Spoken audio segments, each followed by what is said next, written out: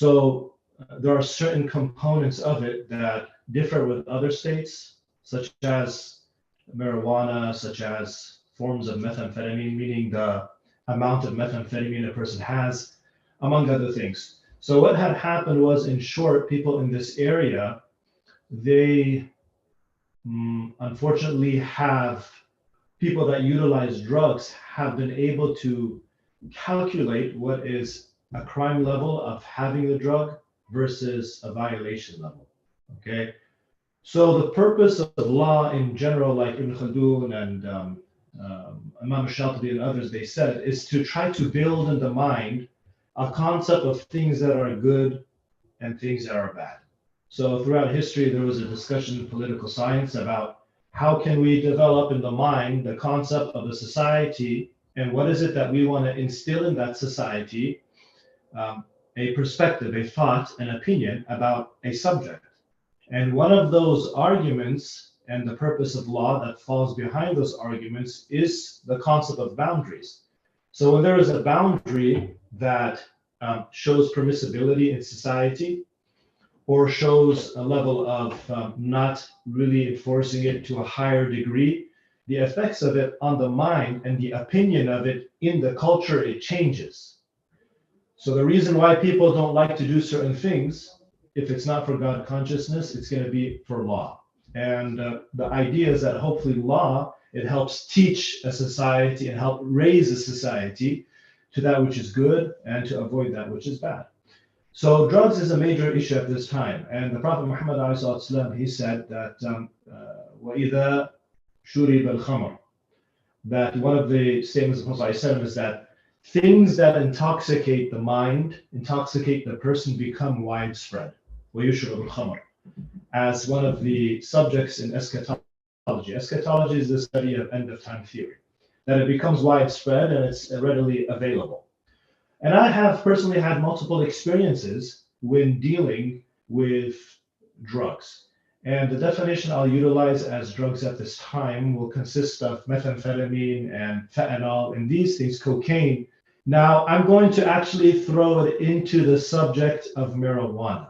Some people, they don't necessarily discuss it as drugs in the sense as we know what drugs means versus some type of medical formality for it. So marijuana, we're going to talk about just as marijuana. And when I talk about drugs as well, we're going to include marijuana, but also include methamphetamine and fentanyl, cocaine, among others as well. So in short, I remember that just to show you the ramifications, the issues with methamphetamine or fentanyl, these drugs that are widespread in society, as much as we don't want to believe it, is that one day I actually responded to a call and I met a person whose brother, just 5 minutes before that, had used fentanyl, the drug fentanyl. And he passed out and he eventually died within a period of approximately 10 minutes or so, 10 to 15 minutes. And the brother also used it. So when I was there to try to help the brother that had died from utilizing the drug, the brother that was still alive was so out of it that he couldn't understand the reality that his brother just passed away.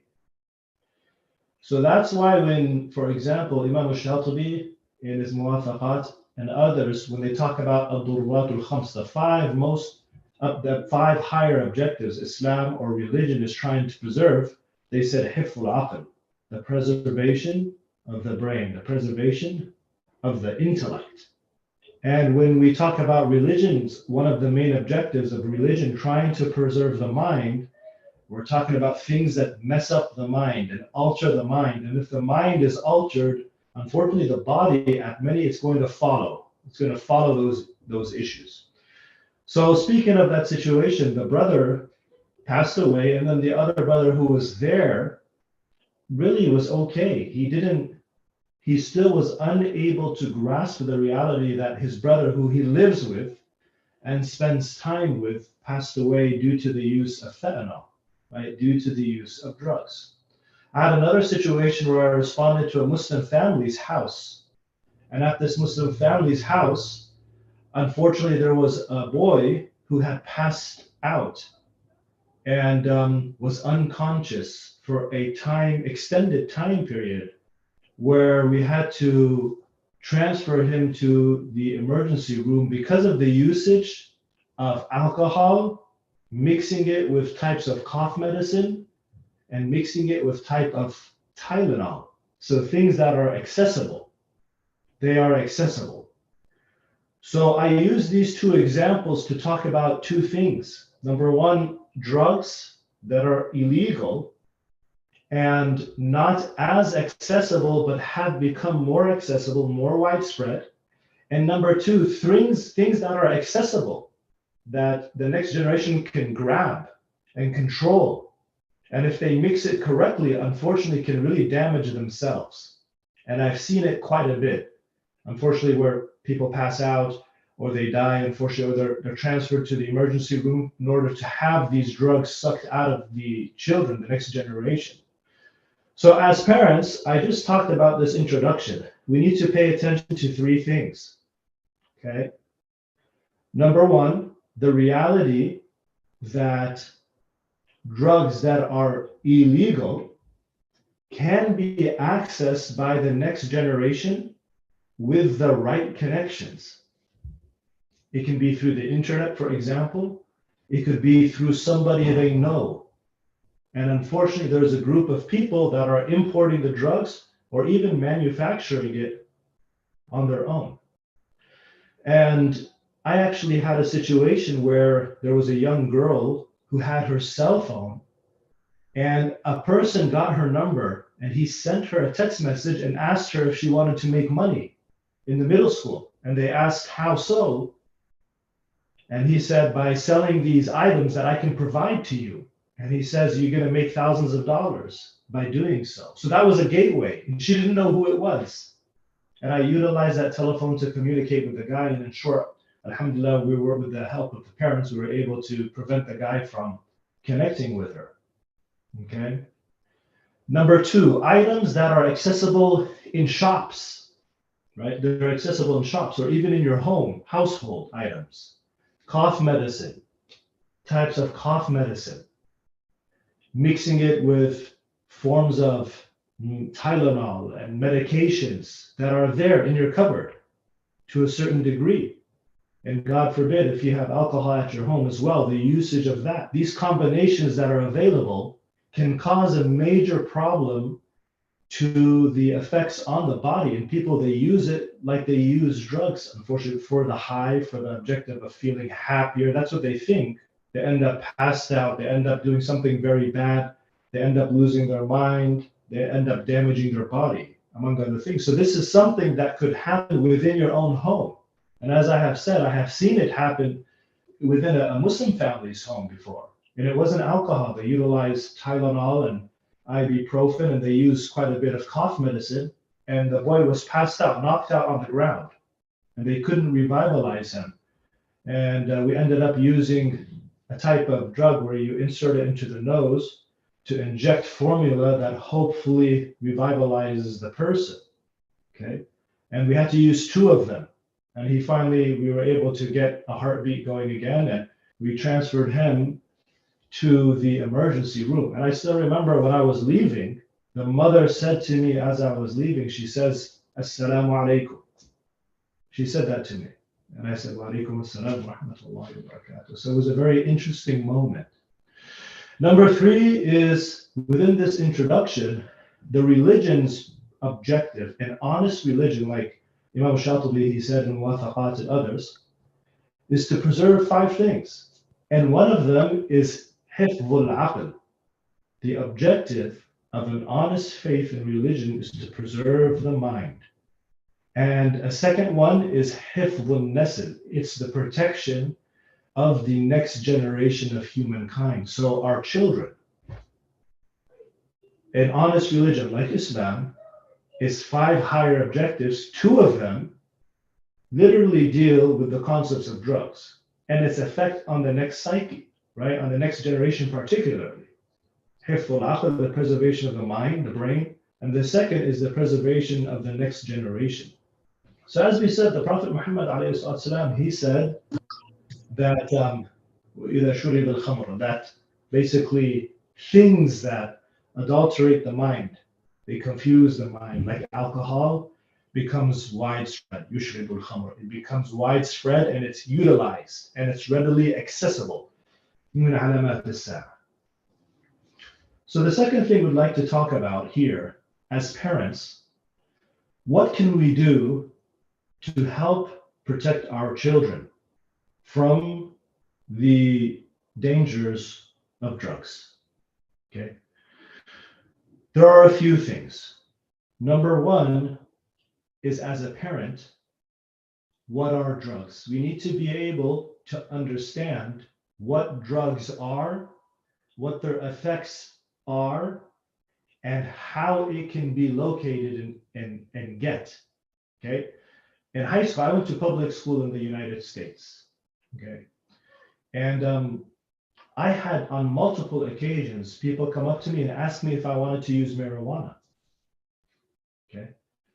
Now in society, marijuana in today's world in Oregon, because of the changes in the law, it's not seen as, in the public's eyes, as a very serious matter anymore.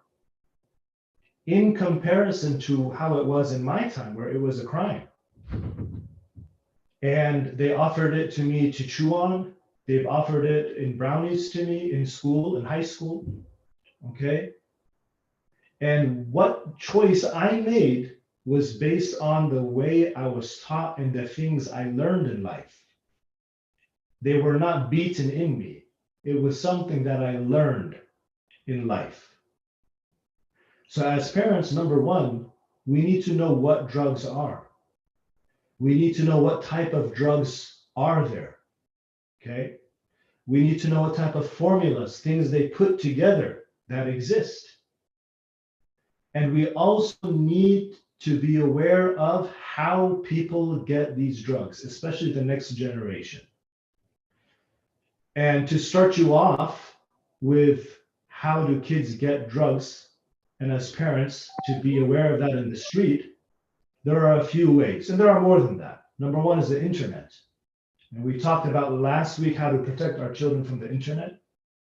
This is one of the reasons, is because on the internet, there's the dark web where the next generation of children, they can access websites where they send or they sell types of drugs, and they're brought to the door. It's brought to the door in a case. And, or they might be able to access in the dark web somebody who makes a deal with them. So when they send them the drugs to the door, they're now in a business transaction, and they'll agree on selling it and where to sell it and how to sell it and how they can make money from it. This is just the reality, unfortunately. So I would recommend the brothers and sisters, because of time constraints, to go back to last week's lecture on the internet, how to protect our children from the internet, and review that and the things that we can do as parents to protect our children from that. Number two is how as parents, right? We talked about number one, being aware of how they access it as children, how they get it. We talked about the internet. Number two is in the streets with friends. Because now the person on the internet that buys it, or a manufacturer, now sells it in the streets. And the people in the streets, they use it. And they might even take some of these drugs and they put it into type of candy, making it look like candy. And they'll sell it. And drug dealers, brothers and sisters, they will sell their kidney if they have to. They don't care. Their objective is to make money, and they don't care what type of ramifications exist or what they're doing to children or what they're doing to society. They don't care. Okay, there isn't even a slight level of a conscience that grows within them, except for whom subhanahu wa ta'ala, except for whom the Almighty chooses from among them. And they're willing to sell themselves, and they're willing to fight, and they're willing to kill for it and murder for it. And as you can see, unfortunately, some of the youth in the United States and even Muslims, they fell into this, and there were drug wars, and some of them were killed, and they were buried by their communities, unfortunately. And in Oregon, this has happened. Okay, so we need to be aware of these realities. Unfortunately, drug dealers, they don't care.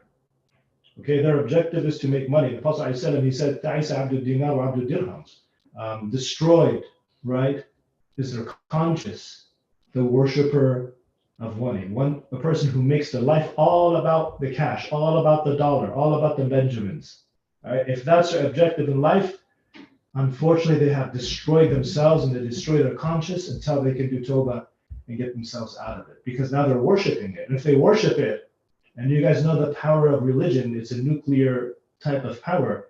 They can care less about who they affect in the world they live in. So number one is being aware. Number two is being part of your child's life.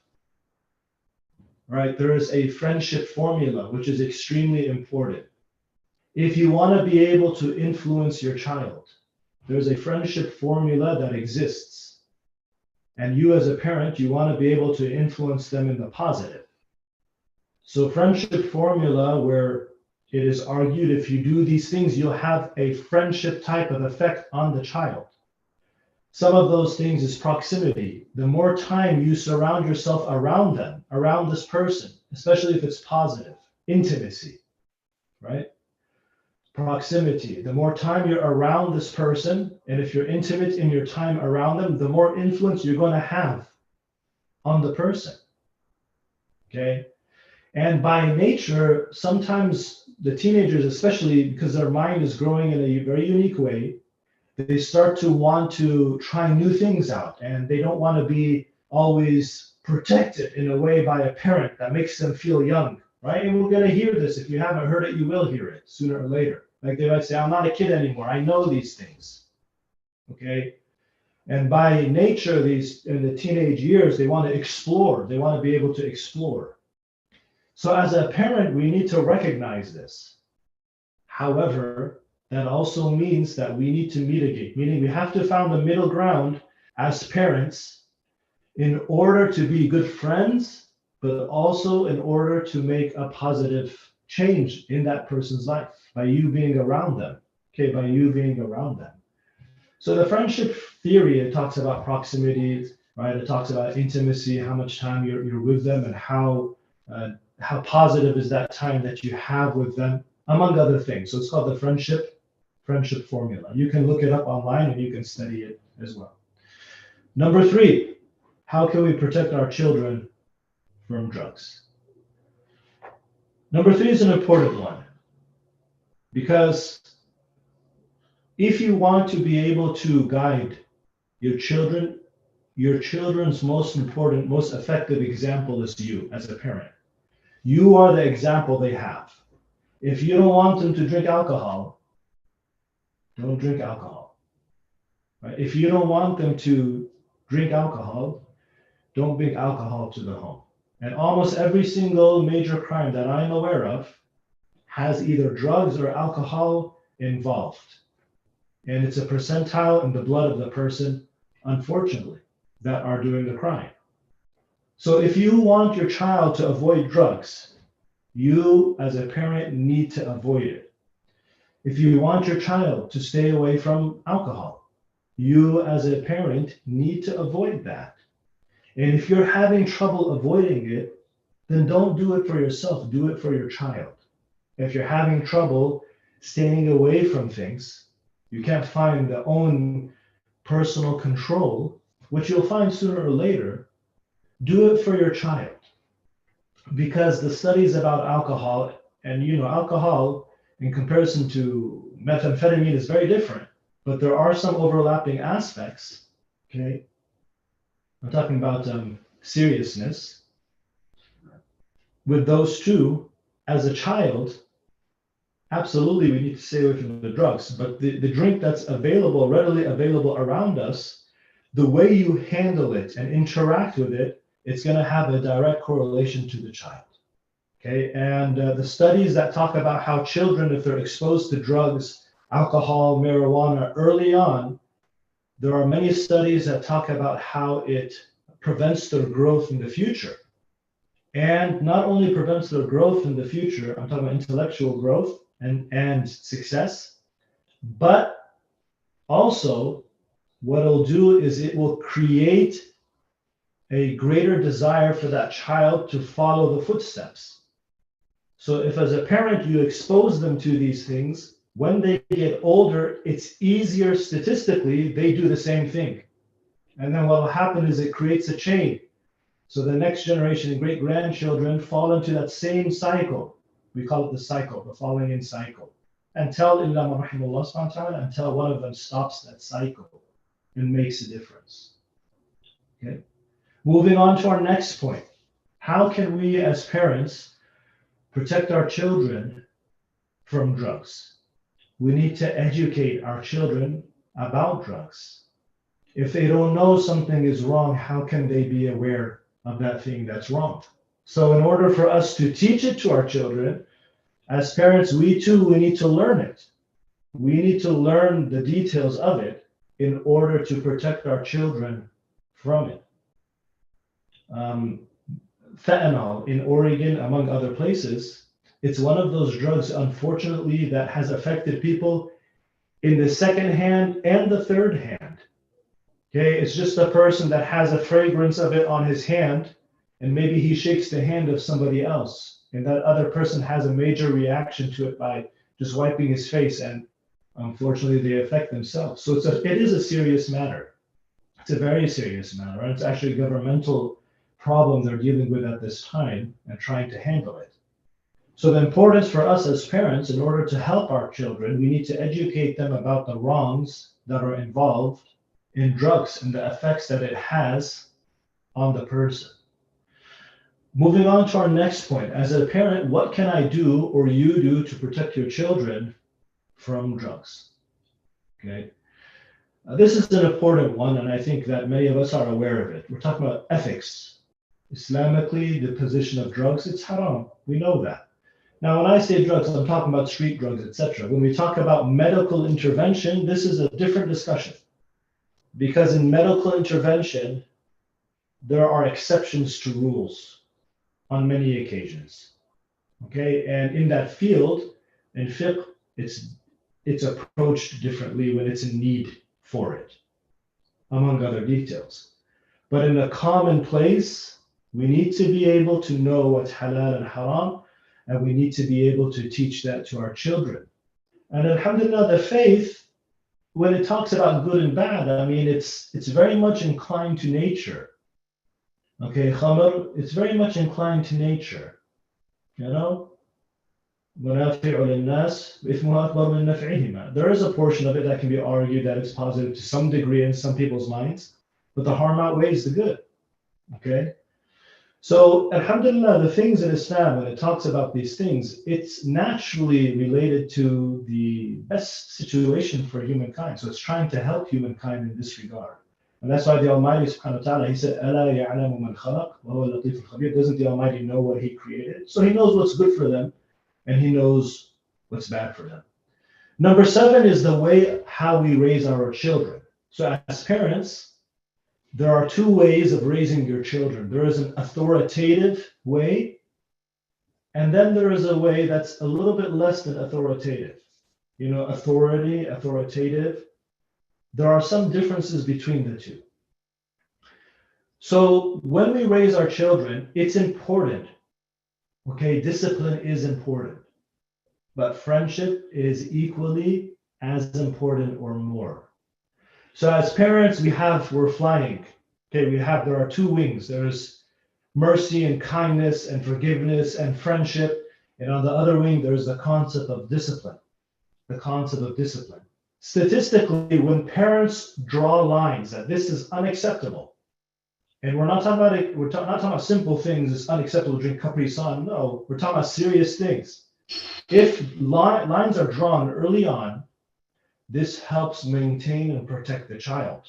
However, when we draw the lines, how is it we draw them and how is it we communicate with them? That's where the authoritative and authority comes in.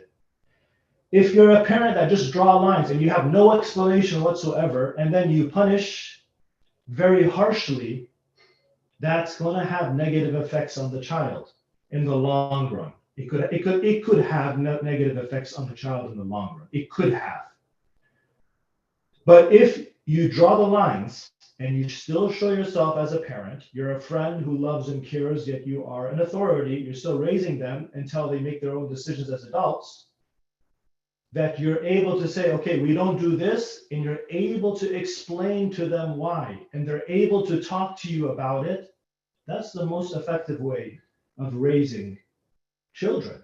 And that's actually the sunnah of the Prophet Muhammad. Like Aisha, she said if the first thing that was revealed in Islam was to stop drinking alcohol, no one would leave alcohol. Right? If that's the first thing that was taught in Islam, and natruk al-khamr, to leave alcohol and things yukhammiru al-aql, those things that they fog the mind, no one would have left it.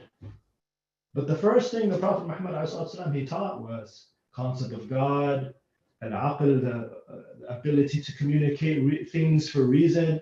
Right? He talked about heaven, he talked about health, he talked about family, he talked about etc.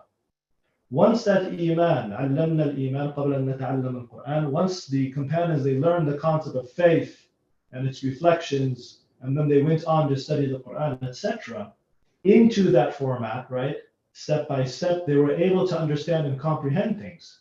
So that was the way the Prophet said, if the Prophet Muhammad was like, don't do this, and there's no explanation behind it, no one could understand anything, and faith isn't connected there isn't a foundation that's built, etc., you're not going to find a lot of people following that. And Prophet Muhammad would have ruled with an iron fist, and we know that he didn't, alayhi salatu wasalam. We know that as proof that he didn't do that. Right? He actually loved one of the companions who had drank alcohol. Right? And they used to give that companion a nickname. I don't want to use it right now. And the Prophet Muhammad, he used to appreciate him, even though he was doing that. Of course, he advised him and he taught him discipline in this regard, that he shouldn't do it, among other things. And one day, one of the companions, because he kept drinking, the Prophet Muhammad would show him mercy and teach him not to, etc. And he would advise and discipline in a certain way. And then he would come back and drink again. And he did it a few times. So one time, one of the companions around the Prophet, he said to the man, he said, La'natullah alayk. He said, may the Almighty curse you. And the Prophet Muhammad, he said, La taqul that. He said, don't say that, فَإِنَّهُ يُحِبُّ اللَّهُ رَسُولَهُ, because he loves God and he loves his messenger. So this was an issue he was dealing with. So this action is a personal action, right? They're wronging themselves and God's right upon them. God has created them, right? So he has a right upon the person because the body is a gift from Allah subhanahu wa ta'ala to you. That's why in Islam it's forbidden to commit suicide. وَلَا تَقْتُلُوا أَنفُسَكُمْ إِنَّ اللَّهَ كَانَ بِكُمْ رَحِيمًا. Don't kill yourselves, for verily God is ever merciful to you. It's a gift the Almighty has given to you. So if you choose to do this route, that's between you and the Almighty. As long as you're not doing things when you're in this state that starts to transgress against other people. Once you do that, then it becomes a public matter, which is unacceptable. And I have said this before, almost every single time a person makes a mistake, a serious mistake that I have seen, it's usually because of the influence of some type of alcohol or some type of drug in the streets. Fights, killings, murders, accidents, traffic accidents in the vehicles, among other very, very outrageous things, unfortunately. So the Almighty subhanahu wa ta'ala, he's trying to care for us, right? وَهُوَ اللَّطِيفُ الْخَبِيرُ. He is the ever-knowing. And al-Latif, he is one who's constantly pardoning, he is caring, he is forgiving, he's welcoming, subhanahu wa ta'ala. He's wanting to make the best to society. So this is an important point to remember, that it's a possibility a child makes a mistake, a young man makes a mistake. How do we react to it is key. How do we react to it is key. And that's why right now, I don't know if you know this, but one of the highest spending budgets in the United States is for drug abuse therapy, recovery from drug abuse, to get people out of this hole that they get into. You see, and it's going to be a major issue as long as those things continue to exist, and they will. So what is it that we can do as parents? We can utilize some of the things we talked about, but just remember, everything starts at home. Everything starts at home. So due to time constraints, and this is actually a very long topic, and we can provide a lot of examples individually. What I would recommend as parents, if you're able to purchase Narcan, if you can get permitted use of Narcan, it is a tool that's utilized when there are drug overdoses. Schools have it, among other things. If you can get, if you have a child, for example, is using different types of medications, etc., Sometimes mistakes are made, so having that readily accessible would be good if you can get it permitted by law through a prescribed method. So some of the points we talked about, I know we talked about several of them. If you're interested in reviewing, which I would recommend, to go back to the lecture and run through it again. There are more, but inshallah for now, given time constraints, we can stop here and think about those details we've discussed. I would say in short, drugs is a major issue. I would also talk about alcohol as a major issue, and I would also talk about marijuana as a major issue, especially here in Oregon with the changes in law and its availability. People are smoking it on the streets, among other things, in public. In public, they're doing it. So this is a real matter that is happening, whereas 3 years ago that was not allowed to do it in the streets in public. So things are changing. 4 years ago, things are changing. They are changing. So with time, what will happen if laws are lax on certain things, people will become lax on the subject. So it's probably going to become even more widespread if it's not already widespread. So that means everything starts at home. It's just simple. As parents, you have a responsibility. The Almighty has made you a shepherd, and you are responsible for your flock. A father, family, to his family, a wife to her family.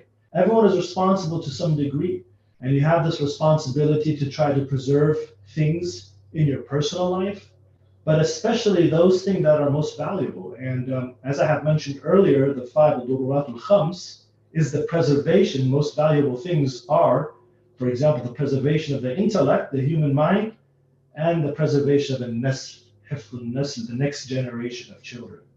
Yes, Allah subhanahu wa ta'ala to pardon us and to forgive us. May the Almighty forgive us and protect us all from the harms of drugs, alcohol, and marijuana, among other things. Thank you for your time. If there are any questions at this time, we can open the floor. Assalamu alaikum wa rahmatullahi wa barakatuh.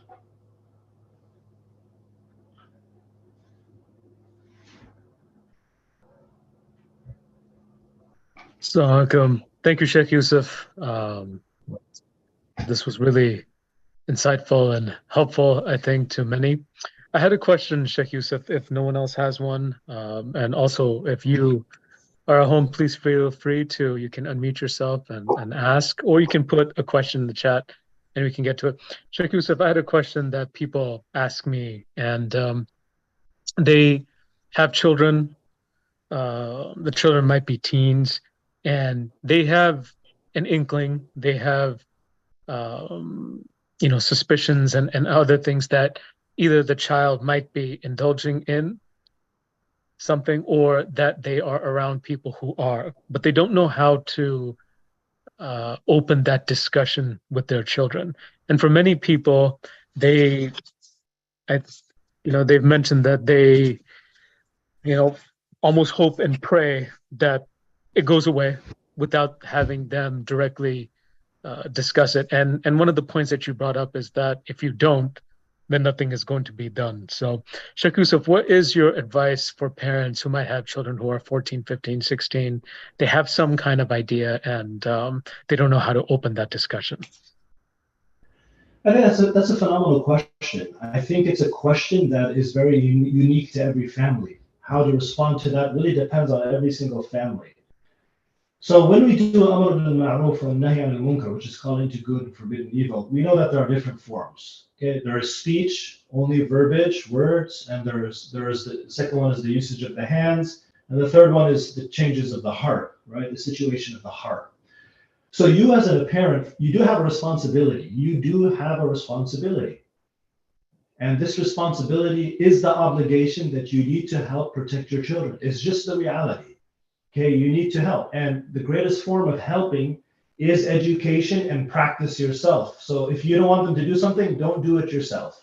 This is probably the highest form of representation. If you don't want your child to disrespect their spouse, then you don't disrespect your spouse in front of them. It's just very simple. So these are basic concepts. I think that as parents, we do have that responsibility and we do need to take charge. But if we go back to calling to good and forbidding evil, when you call to good, the Shart Abdullah ibn Abbas, he said the foundational ruling is that you need to be knowledgeable of the subject when you call people to good, or when you call or you forbid evil. You need to have the knowledge and communicative ability to present this information to the person if you're going to call to good or forbid evil. So as parents, we do make the mistake. Hey, don't do this because I'm your parent. That's why. So remember, that's one form of parenting, authoritative form. But by doing that, it could be sometimes good. You might be able to prevent them for a temporary period, but over time, it's a possibility that child will start to resent you because they have no understanding why. It's a possibility. And as a result, they just need to try it because they like to explore and it hasn't hit their heart, so they end up exploring. So that means that if I call for good, I need to have the knowledge and the communicative, right? Right? Call with knowledge and wisdom and fair preaching. So that also means if I say, hey, don't do that, you need to be able to talk to them in a way they can understand and explain to them, and they need to talk back to you. We need to be able to develop this method of conversation. Number two, if you're concerned that if I start to talk a certain way, it can cause a greater evil in the home, then that's a different subject, right? That is like you want to change it, but you just don't know if this is the right time to do it. So deep down inside, you don't like it, you're sad about it, but you find the opportunity to do it. The third form is to use your hands. And as parents, there is a permissibility to do that, both by law and faith. You can use your hands. And what I mean by use your hands, I'm talking about rationally. The removal of things from the house, that's your prerogative. And the child is living with you, and this is your house, this is your domain right now, and you're raising them a certain way. So if that's the best way to handle the situation, sometimes it is. That there are some transgressive people, that's the best way to handle the situation. It's better than them doing something even worse with it. So when we go back to the question like that, as parents, we just need to be passionate. If you're passionate, you'll find a way. We'll find a way to do that. And I hope that helps start off some of the parents that are having trouble figuring out how to approach it. We approach it as friends. We be wise. We be forbearing and wise and merciful. And we speak in a way they can understand. And hopefully it'll have an effect on them. And the Almighty knows best. Thank you, Sheikh If there are Yusuf. no questions here, yep. If anyone has a question, or you can speak it out loud, or you can also type it in the chat. And if not, we can close, Sheikh Yusuf, as you please. Absolutely. Allah bless you all. So I did have some personal messages here they sent to me, just saying salam, etc. So salam to everybody. And I'm wishing you all a wonderful night. We pray the Almighty forgives us and guides us. Thank you, everybody, for spending the time to be here with us, and hopefully this was beneficial. Ustad Jawad, thank you very much. Jazakallah khair. Allah ta'ala alam, subhanahu wa ta'ala. Have a wonderful night, everybody. Assalamu alaikum wa rahmatullah. Thank you so much, Sheikh Yusuf. We'll be back next week, Wednesday, 6:15 for the final installment. And it'll be discussing about bullying. Thank you so much, Sheikh Yusuf. Assalamu alaikum, everybody.